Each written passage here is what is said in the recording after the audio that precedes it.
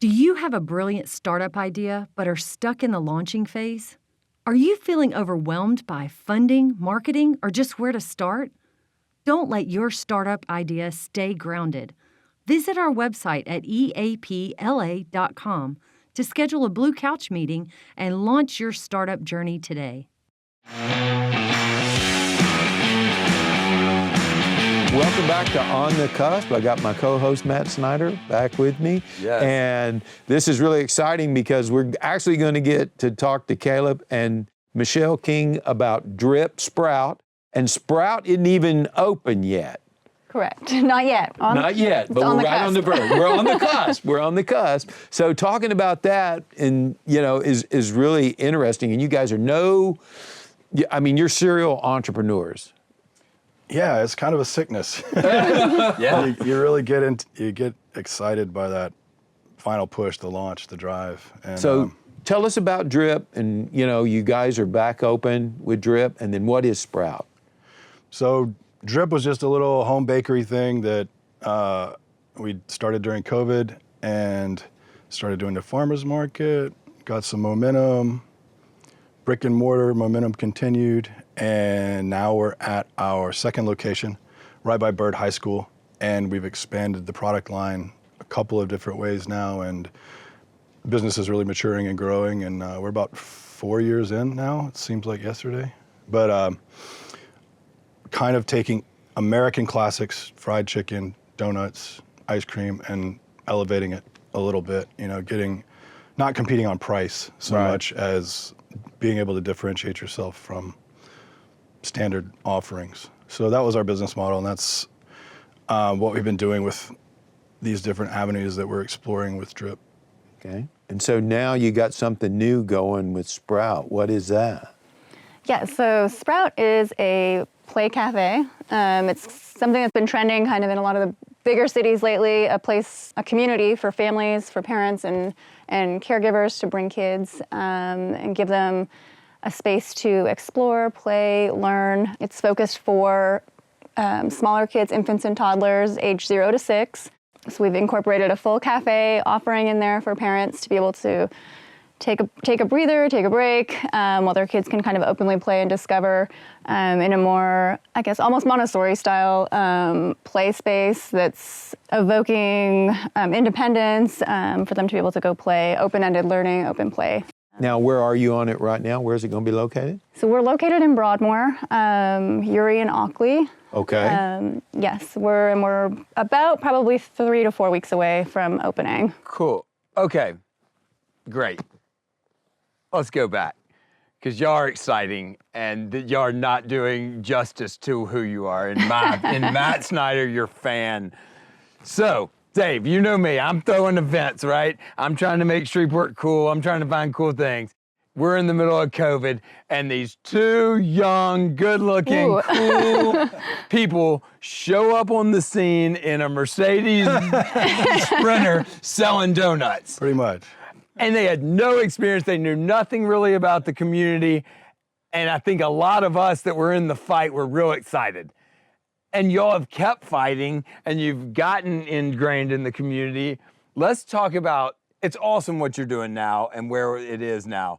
But I'm way more interested in you telling your story of why Shreveport and what has hooked you? Because you could have taken that Sprinter van and kept on down the road. Yeah, you pretty kept going easy. down I-20, but you didn't. It's so true. I had some roots here. I had been away since I graduated LSU. I had 20 years. And we came back for Christmas and kind of fell in love with the people and the community and beautiful old housing stock.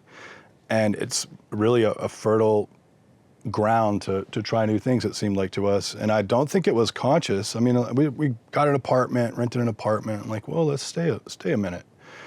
And then things gained momentum and people really responded to that. Just like you said, I mean, it's just a little bit different. Okay, we had a Benz truck we were camping in. Yeah. It's like we always did stuff a little different. And I think that, like what you said, the response and the community excitement is what drove the business. It wasn't the other way around. I loved having y'all out to stuff, Absolutely. but I always kind of thought it was like, they're cool, like this is awesome. this will be a stop for them on their journey. I can't wait to see where they are in 20 years kind of thing. And then you just kept sticking around. Yeah, we did. We had two sons back to back. Yeah, Grandparents you were are selling here. donuts like super pregnant. Yeah, she's a trooper through the whole thing. And then I started the chicken joint about 2 weeks before Michelle was due for our second child, which is probably not the best timing. But that took off too. And yeah, I don't think we ever intended to be here really long term. We're just like, okay, whatever. I don't think we ever really have a plan, we which is don't. kind of I think the fun and the essence of the success of what we've done is I think when you get so stuck on doing something one way or, stuck on a vision, you can lose sight of what's actually driving your business or what's driving you. And I think we've really just kind of gone with the flow, reacted to what's happening, good or bad, and tried to figure out, the next steps and what's going to motivate us to keep going. Absolutely. Yeah, so all right, let's talk about the community. Let's talk about doing business here. Because, you were literally in a Sprinter van, mobile, could keep going anywhere, and are deciding to stay and put more permanent roots down constantly. Why are you doing I think that? Shreveport is just, it's a big enough city to appreciate these things, like, that extra effort. They'll pay more for slightly better product. They've seen it. Yeah, they've seen it. traveled enough. 3 hours that from they've Dallas. seen They know it. what's Yeah, there. Right. They know what's They're in like, Dallas. why can't we have that here? But it's not quite a big enough market to get these big competitive businesses that want to grow here. So it's just a medium-sized market that doesn't quite have the population to get that next tier. And we didn't really consciously know that. We felt it out, and we saw that, wow, people will line up for 45 minutes for a donut, just because The it's big cool. difference here to the size is like the owners matter so much more. So true. Absolutely. Absolutely. They That's really the want thing to. with They want y'all. to see you. Yeah, Yes. you're where you are Yes. because of those early days of the truck. Absolutely. People Yes. know you and they see you and you are part of the I brand. mean, it's a cliche in restaurants, hey, I know the owner. I mean, that happens in every market everywhere, but here, they really do But know when the the owner is part of the or community, your neighbor. Right. Absolutely, or your yeah. neighbor. Oh, I Your know brother him. went He to was- school with him or whatever. That's right. Your it's brand all is about very that. different if this was built in Dallas. Completely different. It'd be way Absolutely. less y'all. And I don't think it would I be, think. it wouldn't be the same and it wouldn't be as fun. Right. It might make more money Yeah. or it might not, who knows, but it would be a totally different business. I love that about you have these like celebrity, especially in the restaurant industry, like the Key Mexico guys Yeah. and Blake and everybody,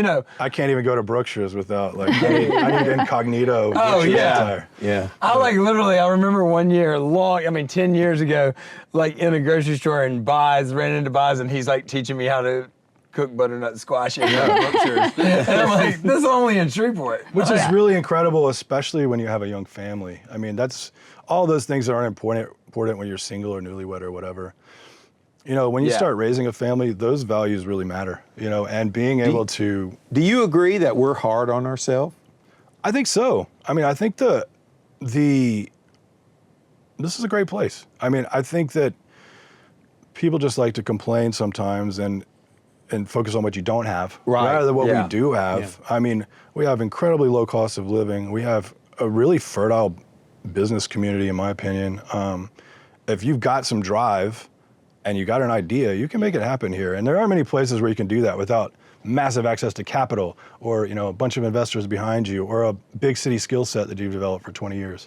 I mean, if you've got some gumption, Shreveport You will can be reward a it. huge fish in a small I'm happy to hear you say that because I think we're the hardest on ourselves. Agreed. Okay, and if we focused more on the positive and the successes like y'all, okay, because you started with Dripp, but now you're going, in a different direction. I just don't think we as a community say enough positive things about our community. Okay, good. Let me say some negative things then. Okay. I'm going to say some things that I think we're bad at that y'all are good at. Shreveport historically has been really risk adverse.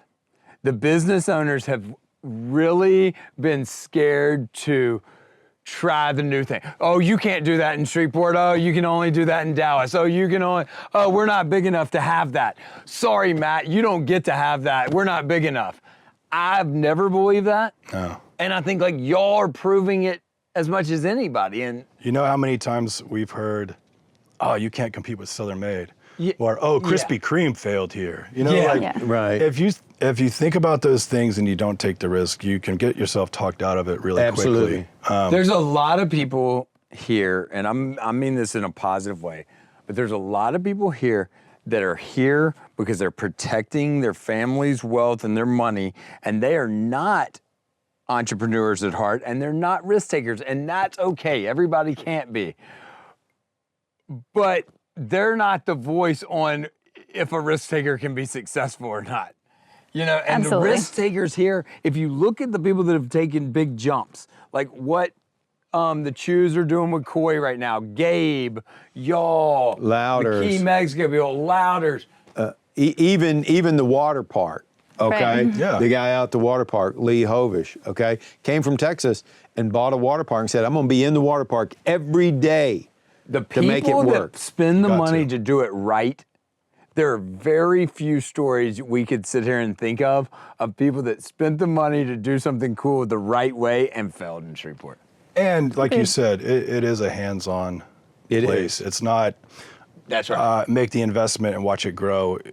You've got to be behind a counter, you know, and that was exciting for me. Yeah. And I think people in Shreveport understand that if you understand and respect that if you were there and running your business, they know how challenging it can be Right. here. They've seen things come and go. They've seen things, fail, and they know how much work you're putting in to make something successful here and That's a respect good that. point. It's probably not the place if you want to be the money behind it, Right. be the investor, and put somebody in place and let them run it. You're just going to be frustrated. That has Right, not yeah. worked very often, even with people doing cool stuff.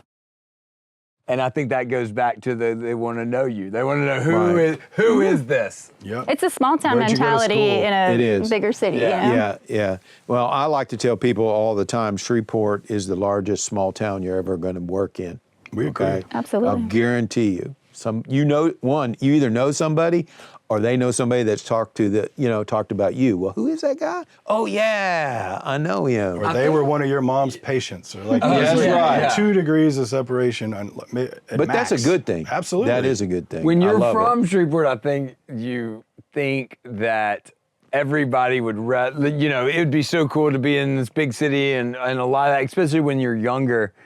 But like my sister and her husband live in New Orleans. He's a doctor at Children's Hospital. He's from Ecuador. He's lived in big cities everywhere.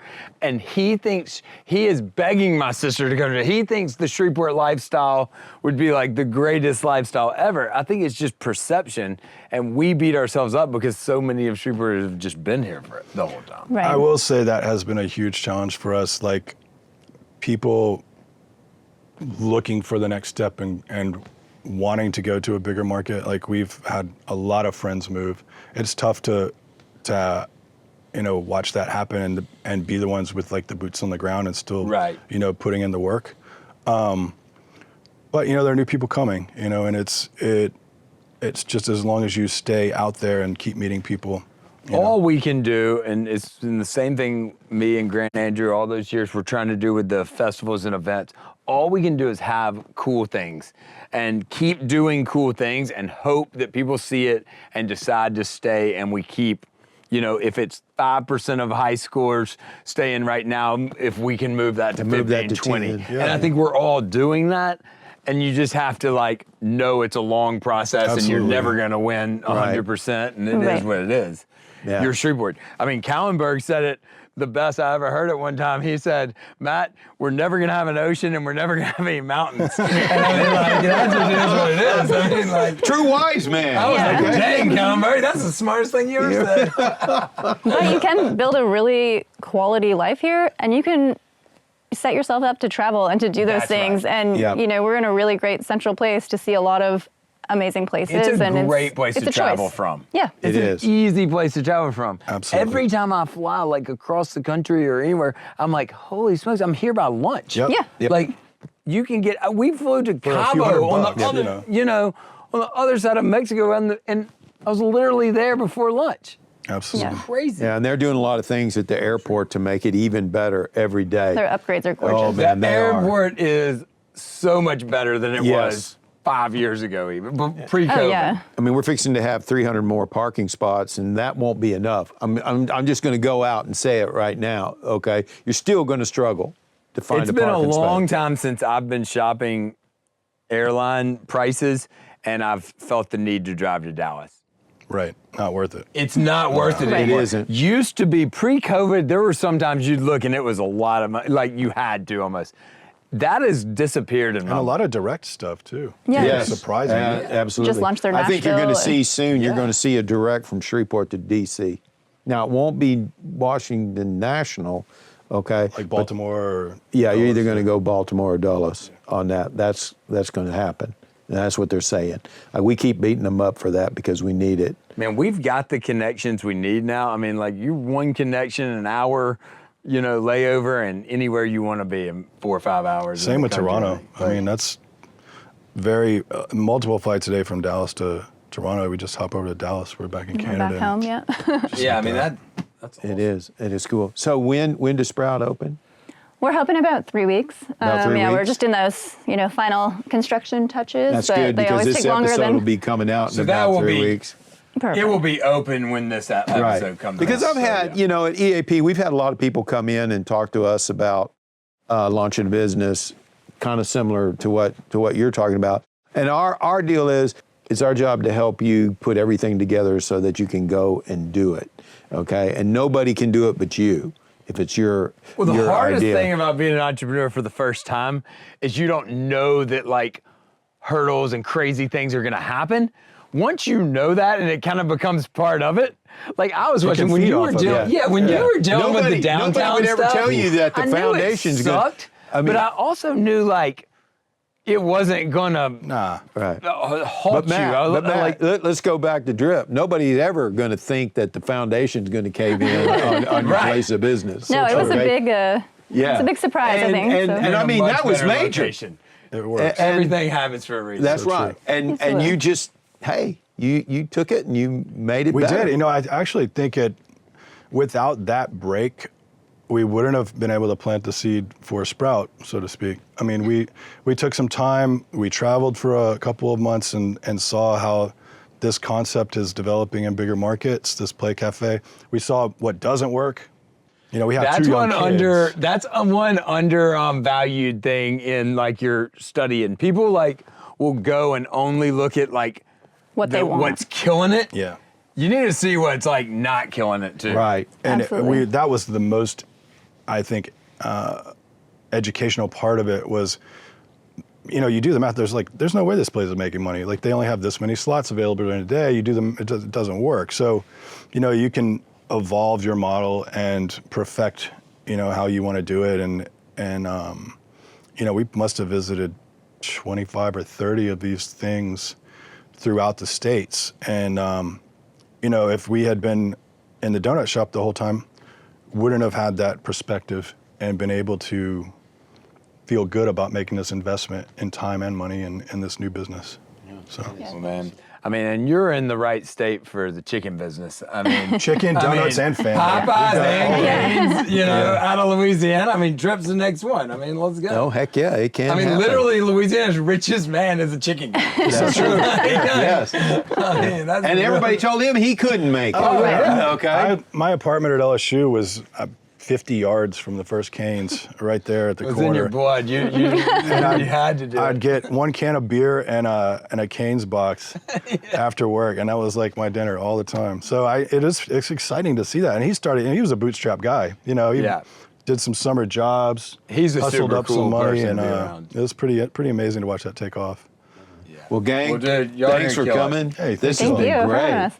Best of luck, and we'll be down there. Thanks for exiting off of in Shreveport, on your road trip. Yeah. I'm glad 5 we years did. ago. Like, Michelle Yeah. had to get all the flour off of me before I came up there. But Oh, that's I'm cool. glad we made the stop. All right.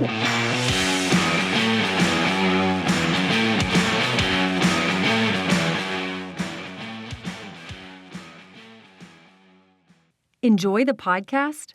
We would love your feedback about today's show and who you think should be our next guest.